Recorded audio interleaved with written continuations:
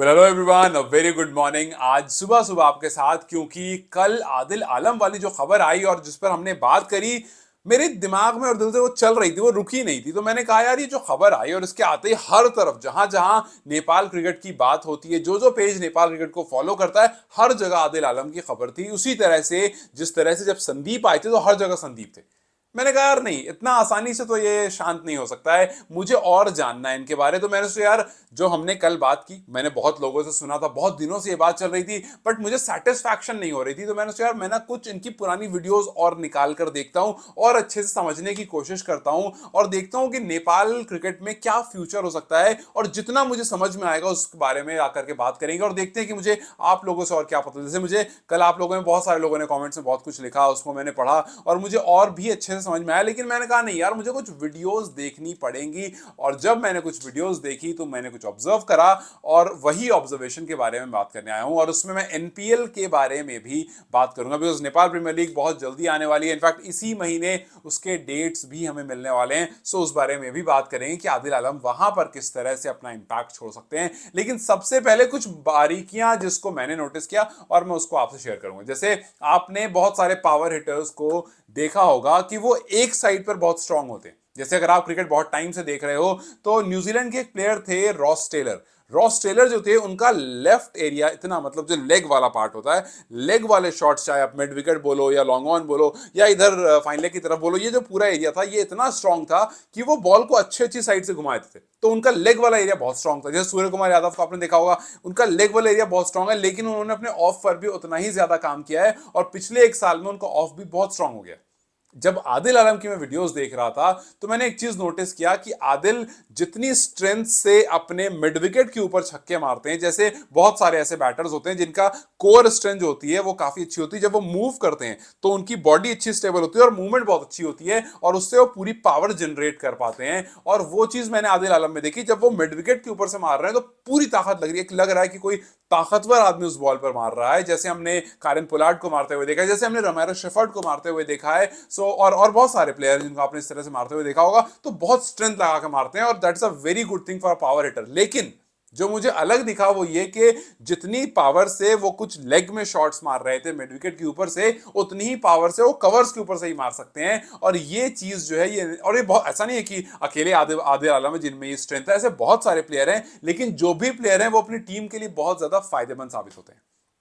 तो आदिल की ये जो कैपेबिलिटी मुझे दिखी कुछ वीडियोस में, कि जितने अच्छे से वो मिड विकेट के ऊपर मार रहे हैं उतनी अच्छे से वो आपको कवर्स के ऊपर से मार रहे हैं और उतनी ही अच्छी स्ट्रेंथ से वो डाउन द लाइन खेल रहे हैं। तो इससे मुझे समझ में आया कि भैया, ये जो पावर हिटर है ये एक्चुअली में नेपाल को बहुत ज्यादा हेल्प कर सकता है, खास करके अपनी उस स्ट्रेंथ से। जैसे आप सूर्य कुमार यादव की तरफ देखो, वो जितनी स्ट्रेंथ से लेग में मारते हैं, इनफैक्ट उनका तो खैर दो तीन शॉट्स अलग है कि वहां पर स्ट्रेंथ कम लगती है और बस बॉल को दिशा दिखाने वाला काम होता है। लेकिन आप रोहित शर्मा को देखो, रोहित शर्मा का जो पुल या मिड विकेट के ऊपर वाले शॉट्स हैं वो बहुत अच्छे हैं, बिकॉज उनका जो, हालांकि अब मोटे हो गए हैं वो अलग सी चीज है, बट अभी भी कोर में स्ट्रेंथ अच्छा खासा है और बैट का स्विंग बहुत अच्छा है। सेम गोस फॉर आदिल आलम, उनका बैट का स्विंग बहुत अच्छा है, जिससे मैंने कहा कि वो जो मिड विकेट वाला रीजन है उसको बहुत अच्छे से कवर करते हैं, या लॉन्ग ऑन मिड विकेट के बीच में जो रीजन होता है उसको बहुत अच्छे से कवर करते हैं। लेकिन उसके साथ साथ वो कवर्स के ऊपर से भी उतनी अच्छे से सिक्स लगा रहे थे। सो जो कुछ देखने में समझ में आया वो ये कि आने वाले टाइम में ये जो पर्टिकुलर बैटर है, अगर ये अपनी उसी फॉर्म में दिख जाता है और बहुत जल्दी उस फॉर्म को रीगेन कर लेता है, तो शॉर्टर फॉर्मेट में नेपाल के लिए बहुत जबरदस्त होने वाला है। और वो जो इंपैक्ट, जैसे मैंने रोमेरो शेफर्ड के बारे में बात की कि हमने अभी देखा था, वो वाला इंपैक्ट ये नीचे आकर के या मिडिल ओवर्स में आकर के बहुत अच्छा छोड़ सकता है। सो ये फायदा एक तो बहुत बड़ा होने वाला है। दूसरा क्या है कि इनका एक और सबसे बड़ा फायदा क्या होगा कि जब आप स्कॉटलैंड जैसे एरियाज में जाओगे जहां पर आपको स्पिनर्स की जरूरत ज्यादा नहीं होती है, जिसमें मैं एग्जांपल यहां पर दूंगा हार्दिक पांड्या का। आप जब इंडियन टीम को ट्रैवल करते हुए देखते हो तो आप एक चीज नोटिस करते हो कि जब जब इंडिया एक एक्स्ट्रा पेसर के बारे में सोचता है और बैटिंग डेप्थ के बारे में सोचता है, तो सबसे पहला नाम दिमाग में आता है हार्दिक पांड्या। बिकॉज जैसे आप वर्ल्ड कप का एग्जांपल ले लो, वर्ल्ड कप में क्या हुआ था, वर्ल्ड कप में शमी शुरू के मैचेस, मैं ओडीआई वर्ल्ड कप की बात कर रहा हूं, शमी शुरू के मैचेस नहीं खेल रहे थे, वहां पर हार्दिक पांड्या खेल रहे थे। हार्दिक के इंजर्ड होने के बाद शमी आते हैं, मतलब इंडिया की प्रेफरेंस आप देखो, वहां पर शमी को इसलिए नहीं खिलाया बिकॉज बैटिंग की डेप्थ कमजोर। मैं ये नहीं कह रहा हूं कि शमी से बेहतर है हार्दिक, लेकिन हार्दिक दोनों वैरायटी लेकर आते हैं। हार्दिक ऐसे गेंदबाज हैं जो 140 की स्पीड से बॉल भी कर सकते हैं और वो अच्छी बल्लेबाजी भी कर सकते हैं। सो इसको कवर करने के लिए बुमराह और सिराज को को आपने एक तरफ रखा था और हार्दिक पांड्या को एज अ थर्ड पेसर खिलाया था आपने ओडीआई वर्ल्ड कप में, और फिर उसके बाद आप स्पिनर से अटैक कर रहे थे। सो ये काम आदिल आलम कर सकते हैं कि आपको एक एक्स्ट्रा पेसर खिलाना अगर बैटिंग डेप्थ के साथ चाहिए तो आप वो कर, जैसे फॉर एग्जांपल आप स्कॉटलैंड जा रहे हो, आपको 3 पेसर की जरूरत है लेट्स से, और आप चाह रहे हो कि भाई आपकी बैटिंग स्ट्रेंथ भी अच्छी रहे, तो आपने कहा कि यार सोमपाल गामी को रख लेते हैं, रिजान धाकड़ को रख लेते हैं, या फिर सोमपाल गामी को रख लेते हैं, करण केसी को रख लेते हैं, या फिर प्रतीश जीसी, किसी को तो भी प्रतीश जीसी को रख लेते हैं, करण केसी, किसी दो को आपने रख लिया कि यार ये तो हमारे अच्छी बॉलिंग देंगे, लेकिन मैं तीसरा ऐसा चाहूंगा कि वो सोमपाल नहीं बट के और ज्यादा बेहतर बल्लेबाज हो। करण केसी नहीं कि कभी कभी चल गए जिनका 8-10 का एवरेज है, 12 का एवरेज, कोई ऐसा जो और बेहतर हो, जो प्रॉपर बैटर हो, तो वहां पर आप आदिल को रखोगे एज अ थर्ड पेसर और एज अ कंप्लीट बैटर जो आपको नीचे आकर के बहुत सपोर्ट करेगा। सो उन जगहों पर जाकर के जहां पर आपको एक एक्स्ट्रा पेसर चाहिए लेकिन उसमें डेप्थ चाहिए बैटिंग की, वहां पर आपको बहुत ज्यादा हेल्प करेंगे, जिस तरह से डीएस आयरी करते हैं, दीपेंद्र सिंह आयरी उन जगहों पर जहां पर आपको स्पिनर चाहिए और आपको अच्छी डेप्थ चाहिए बैटिंग में। आयरी हालांकि हर मैच में टीम में होते हैं, लेकिन एग्जांपल दे रहा हूं कि जब आयरी खेल रहे होते हैं, आप एक स्पिनर आपका अलग से होता है, बैटिंग डेप्थ भी देखे जाते हैं। सो ये चीज वो ऐड करेंगे और यहां पर जो है टीम को बहुत ज्यादा हेल्प मिलने वाली है, और यहां पर जो काम हार्दिक पांड्या करते हैं वो काम ये करेंगे। लेकिन अब जाहिर सी बात है, जब टीम में कोई आएगा तो कोई जाएगा भी, जैसे मैंने पिछली वीडियो में कहा था कि गुलशन झा जैसे हो गए, अगर आप आदिल को अंदर करते हो तो एक नाम गुलशन है जिनकी तरफ प्रॉब्लम आ सकती है। सो मैंने सोचा कि गुलशन के स्टार्ट देखते हैं और देखते हैं कि क्या गुलशन वाकई इतने इफेक्टिव हैं, क्या आदिल से आने से, आदिल को टीम में लाने से पहले सोचा जाएगा। तो गुलशन के स्टार्ट जो है वो कुछ ऐसे दिखते हैं कि उन्होंने अब तक 42 मैचेस खेले, मैं टी20 की बात कर रहा हूँ, 42 मैचेस खेले हैं जिसमें 495 रन उनके पास हैं, 54 उनका हाईएस्ट है, एक हाफ सेंचुरी उन्होंने 42 मैचेस में लगाया, उनका एवरेज जो है वो 22 का है।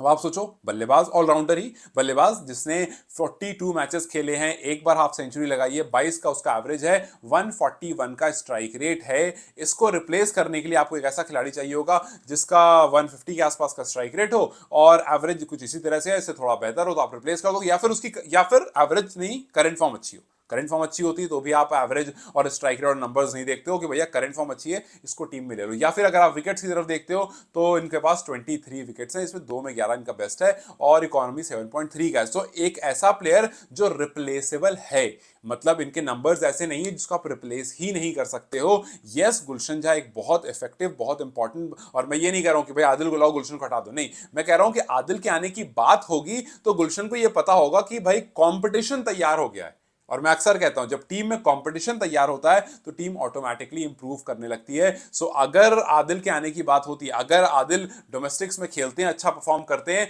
तो गुलशन को यह पता होगा कि भाई उनसे बेहतर परफॉर्म करना है, तब जगह बनी रहेगी, वरना ये जो नए कोच आए हैं अगर वो इंप्रेस हो गए आदिल से तो फिर गुलशन की जगह चली जाएगी।